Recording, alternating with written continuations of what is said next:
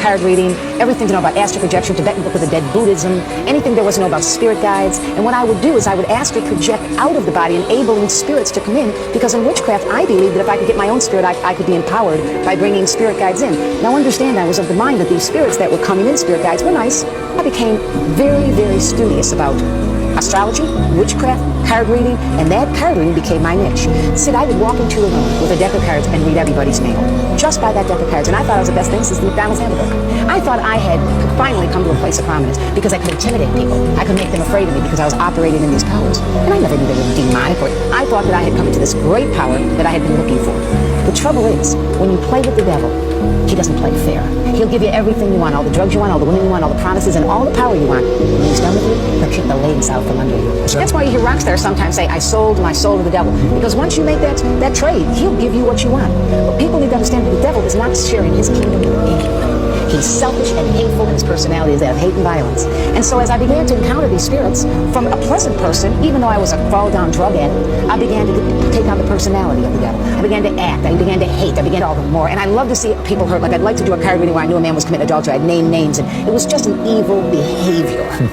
And so here I was with these spirits operating in this park, cursing people. I cursed one man said he fell 3 stories into a wheelbarrow. Thank God that wheelbarrow was there, because he would have been killed. I was astral projecting. I was studying all this witchcraft. I thought everything was wonderful. The same spirits, as you said in the opening, that gave me power began to turn on me. Why would they turn on you? Because the personality of spirits of darkness is not a nice, friendly personality. But I had arrived.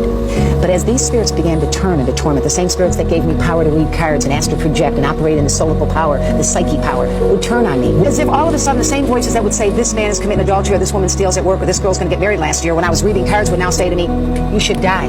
It's better to just die. Said I would walk around with a gun in my mouth. I can remember the metal used to burn my tongue. I would just suck on a gun, waiting for the moment to stop this power that I had entered into, to stop the destruction of my mind.